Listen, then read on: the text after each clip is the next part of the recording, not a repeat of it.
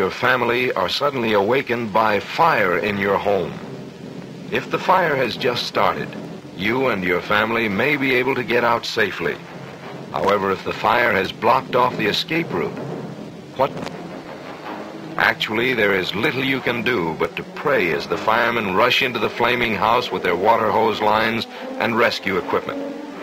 A question arises from this dramatic example. What qualities do you want the fireman in your neighborhood to possess? Do you expect him to risk his life without hesitation in an attempt to rescue you or your family? He does. To accomplish dangerous missions, he needs courage, physical stamina, good equipment and training, and above all, a deep concern for humanity. What does the average citizen expect from a fireman? What does the fire department expect of a fireman? This film attempts to portray the model fireman by determining those qualities that citizens expect and the fire department requires. We feel definition of an ideal fireman must consider both the citizens and the fire department's viewpoint. The fire department is extremely selective in hiring a new man to train as a firefighter. A good man is sought, then trained. The qualifications are high. Civil service and fire department records show that from 100 applicants, only 3 or 4 will become a fireman. The reason for such a low percentage is the rigid physical, mental, and moral requirements.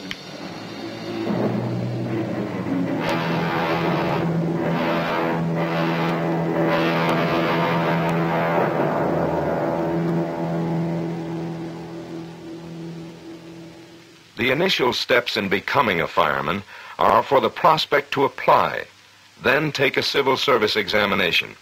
This examination is designed to measure the mechanical aptitude, general aptitude, and the IQ of the prospective fireman.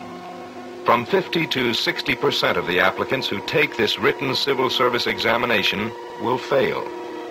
The first step has already eliminated over half of the original 100 hopefuls. Those who pass the written examination are given a very rigid physical examination by the city health department. Some of the physical requirements are 18 through 31 years old, 5 feet 8 inches tall, and weighing at least 150 pounds, good hearing, and in good general health. The candidates who pass the physical examination are then turned over to the fire department for further testing. 20/20 eyesight and at least normal peripheral vision is required. Dexterity and hand steadiness is tested.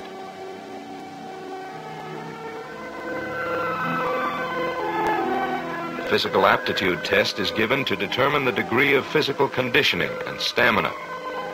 This covers the ability to climb a rope hand over hand 25 feet, deadlift 300 pounds of weight, run 440 yards under 90 seconds, and other activities to check strength and coordination. The fire department conducts a thorough investigation into the background of the remaining applicants. The areas that the investigator is most interested in are family history for things such as felony convictions, credit rating, police record, driving offenses, high school attitude, and satisfactory performance during past employment. For those who pass the personal history investigation, an interview by the Chief of Operations is next on the agenda. The potential rookie then has a back X-ray, and if results are acceptable, he is hired.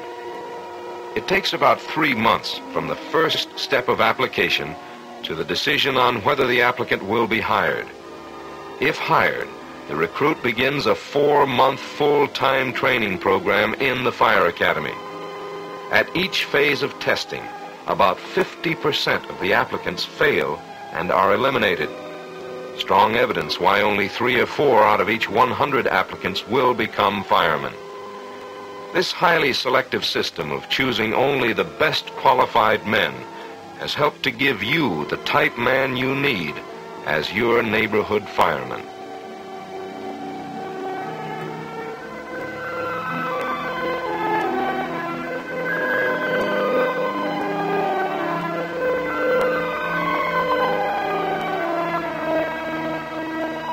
In the Fire Academy, selected men from many walks of life are united in a training program which molds them into efficient firefighters and public servants.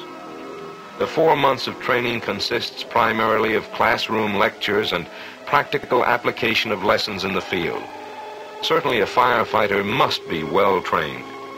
Subjects studied in fire school are fire department organization, public relations, first aid, chemistry of fire, ventilation theory and practice, forcible entry, rescue and salvage, building code, radiology, tools and equipment, and other technical subjects. Each student makes a notebook which he keeps as reference and study aid. In addition to classroom studies, ladder and hose drills, and rescue procedures, the rookie is involved in a physical conditioning program. The very nature of the firefighter's work demands that he be in good physical shape.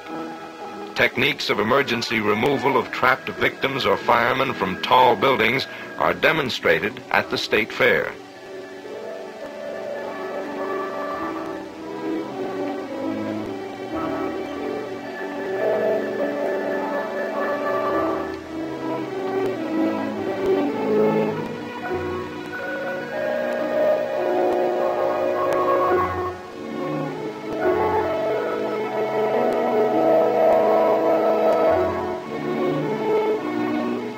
After completion of the 4-month Fire Academy school, a banquet is held to honor the graduating rookies. By procuring men that are physically, mentally, and morally fit, then training them as professionals, the fire department can provide the high-quality firemen that the community needs.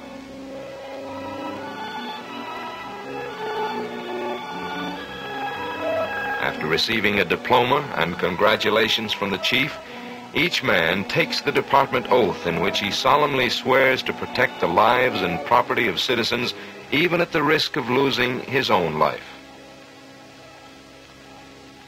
After being assigned to a station, the apprentice fireman answers many different type emergency calls. The ideal fireman has adequate knowledge of how to handle any exigency in this field. When an automobile accident occurs, the victims are sometimes pinned in the wreckage. It takes special knowledge and skill to free him without causing further injury. During this emergency and many other types of emergencies, the lives of victims are literally in the fireman's hands. Just another justification for the high standards set by the fire department in selecting men.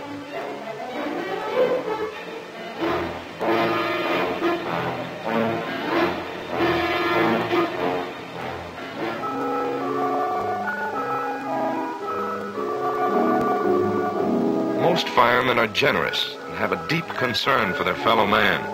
Many firemen volunteer off-duty time to help those who are less fortunate, such as the physically handicapped, those with mental deficiencies, and the poverty-stricken.